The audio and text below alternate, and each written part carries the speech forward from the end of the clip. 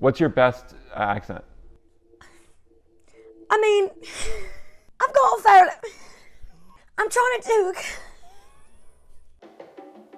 Oh, hi there. The premise of this show is that authors inspire writers. Today's guest was so inspired by the author Ray Bradbury that she made a music video about him called Fuck Me, Ray Bradbury. Rachel Bloom is the creator of Crazy Ex-Girlfriend, one of my absolute favorite shows. She can sing, dance, write, act, and her new memoir, I Want to Be Where the Normal People Are, shows that she loves books that aren't even written by Ray Bradbury. She talks about her lifelong love of Lois Lowry and Judy Blume, and a book she read during puberty in which she learned how to make herself happy. I can't wait to see her bookshelf and find out what other author she has a Ray Bradbury level of enthusiasm for. By which I mean wrote a song about.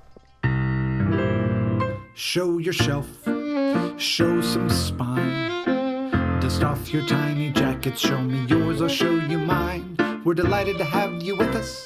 Perhaps we appear pretentious, but we're sincerely here to share the wealth. So show your shelf, show your shelf, show your shelf. Rachel Bloom, thank you so much for being on Show Yourself. I'm a big fan, so this is very, very exciting for me. Thank you for having me. So we talk about people's bookshelves, and I gotta say, this is the first time on the show I'm really worried about a bookshelf. We bought a lemon of a house. So the shelves, they're folding under the weight of things because they're shitty shelves. But you seem to have overloaded the shelves as well. Well, listen. Yeah. I don't know what else to say. I am in a permanent transient lifestyle right now, and I have learned to just be one with it. You have a ton of baby books, including like baby sign language. Yeah, here, do you want me to raise up my computer and I can show you? Okay, if you can. Oh, it's so heavy! No! Okay, this was all my pregnancy books. So we have Taking Charge of Your Fertility, which is where I learned about like ovulation and discharge. So when my wife was trying to get pregnant, I was trying to get pregnant. When she was trying to get pregnant, she learned too about like noticing your changes through the month and when you're fertile. So you didn't know all that stuff until you tried to get pregnant. I'd known about ovulation, but no one tells you that, to be graphic, the stuff that comes out of your vagina is an indicator of where you're at in your fertility cycle. No one had ever told me that. And so many things come out. There's a lot. There's a lot of substances, but there's this whole thing when you're ovulating, you want it to be like egg whites. And there's this like picture in the book of a woman stretching out her stretchy ovulation fluid. And so because we stigmatize, oh, it's this gunk coming out of my vagina. I don't want to talk about it. It's gross. Guys will think I'm gross. But your body's doing its job. Your body is functioning whether or not you want to have a child or not. I'll show you a book that's actually very important to me. It's so important to me, the cover's ripped off. This is a book called, you can't read it, it's called Mysteries of the Unexplained. My grandparents gave it to me when I was about 10 years old. I marked it with my own stamps. This says Rachel, that's a zebra, and that's a whale and her baby, because I would play library.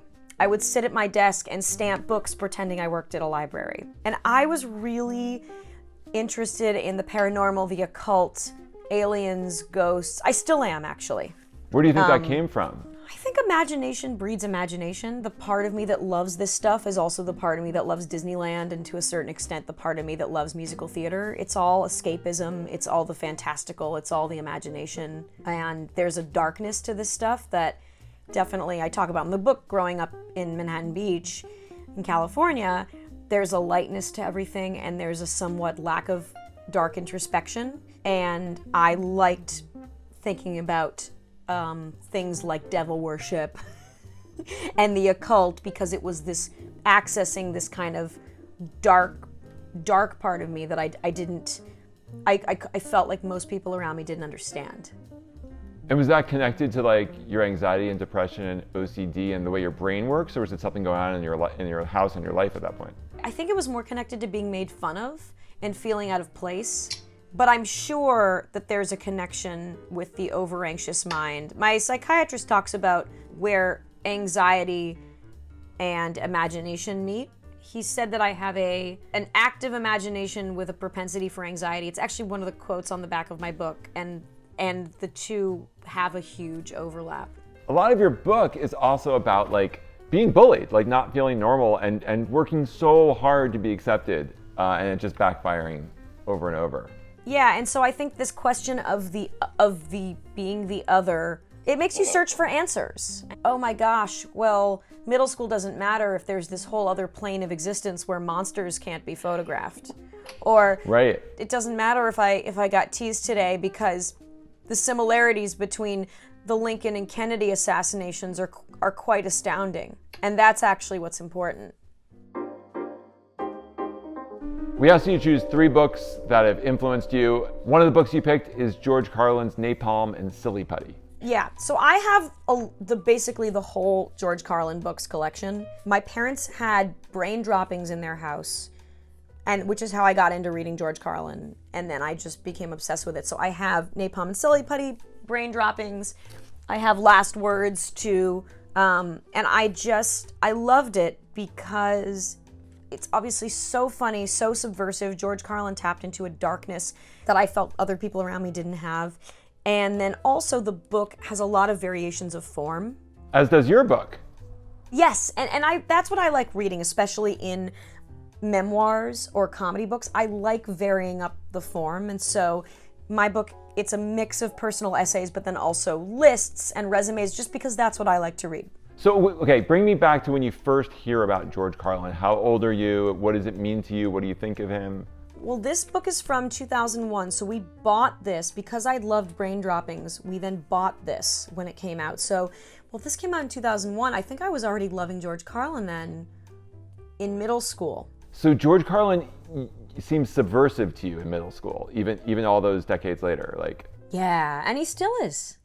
But yes, he was subversive and dirty and but smart, like not like middle school dumb dirty, you know? It was like dirtiness for a purpose, because the dirty jokes, I think when you're in like middle and high school, there's almost like there's a gratuitousness to it that's hilarious, and George Carlin was something different.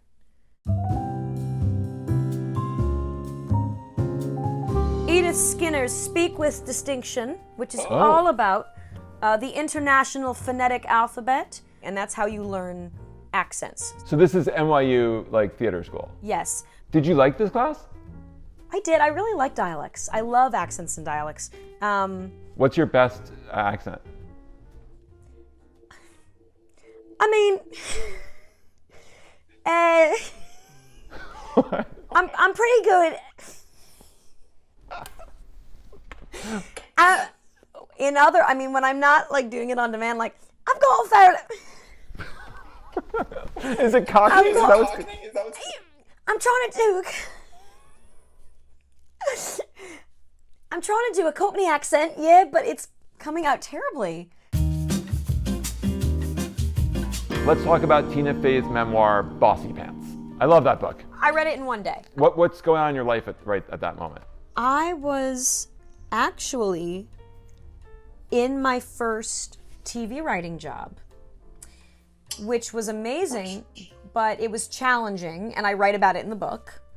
I think that now with Me Too, we've knocked out, okay, we all agree rape is bad. You don't want to, Harvey Weinstein, bad. Les Moonves, bad. Okay. We agree that overt yelling is bad. Overt yelling and bullying is bad. But I think what's going to take longer to permeate the culture of Hollywood and every other work culture is that, am I being bullied? Is that guy mean? Or am I just overly sensitive? Is this all in my head? It's that stuff. Because what it requires is introspection on the part of everybody, especially the people who are mean. And often the people who are mean are not introspective. So they can be told objectively, okay, you can't pinch someone's ass. You can't, say to someone, you're a woman and you're not funny. Or you're black and you're not funny. You can't say that. But what are the little more insidious things you can do to someone that you might not even consciously realize you're doing? So that's what I find interesting. So I think I connected with Bossy Pants, and I wanted to read how she did it. And when I was on that first writing job, I then, right after reading this book, got an interview to write for 30 Rock. In the middle of reading Bossy Pants, you went out and met Tina Fey. It was like right after I read it, and it was really cool. And she talks in the book about her question of whether or not to have a second child. And when she interviewed me, she was pregnant. Oh wow! So she ruined the book for you. A little bit. It was also really cool to get interviewed by someone who was pregnant, and to see a person in power who was going through pregnancy. There's certain books you'd want to like hope that I noticed or hope I didn't notice on those shelves. We have a lot of graphic novels. That could impress you. I did notice that. I didn't think you'd be a graphic novel person, but you have a ton. Yeah, we are. We are a big, especially Brian K. Vaughan household. We got some My Friend Dahmer. We got some Persepolis. God, I love Preacher. So Preacher, it's been like a minute since I read it, because this is where I'm afraid I'm going to seem dumb. It's about a preacher who's like a bad, rebellious preacher. Okay. And he goes around preaching.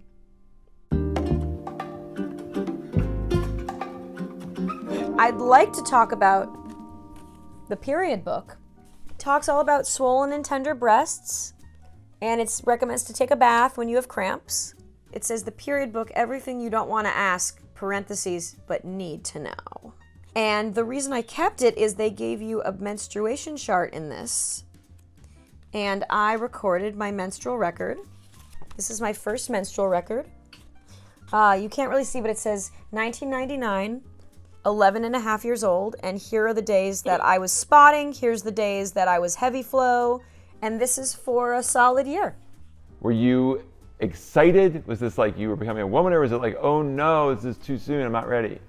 No, I was excited.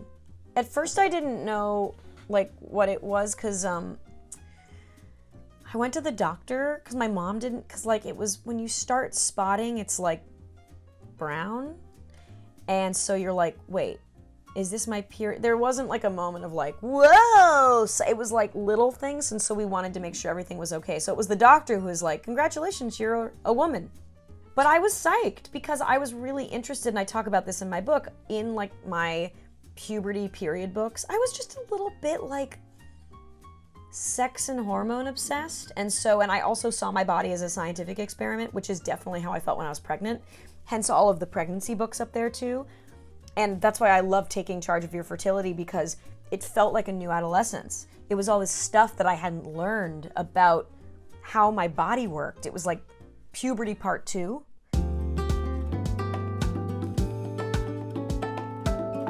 I got you a gift, and not to ruin it, but it's a book. And so the idea was I wanted to pick a book that after years of watching Crazy Ex-Girlfriend, and knowing a little about you, never meeting you, I thought would encapsulate who you are, which is a lot to put on a book. Ooh. Oh, this is wonderful. It's Are You There, God? It's Me, Margaret, but with like this beautiful new modern cover. So I didn't know about your period chart, but I thought this book got into like your humor and your willingness to like remember your childhood and dealing with your own body and your sexuality and religion and kind of all the things that I feel like you explore. I love this book, and I don't have it in the house, but I read all of Judy Blume as a kid, and I love this, and I love this cover. This is don't. I feel like that book is in a time and place, and there's no texting in the book. What I like is that in case you haven't heard of Judy Blume and you're a kid in the bookstore and you see this, you might buy it because you're like, oh, that looks like all of my other cool books. I want this. This is what that book is. Like I want that kind of a... That is, yes. I can't thank you enough for being on our show. This was really cool, sort of, kind of meeting you. This was really cool, sort of, kind of meeting you too. Are you in LA? I am in LA. I'll wave and hopefully you'll see me.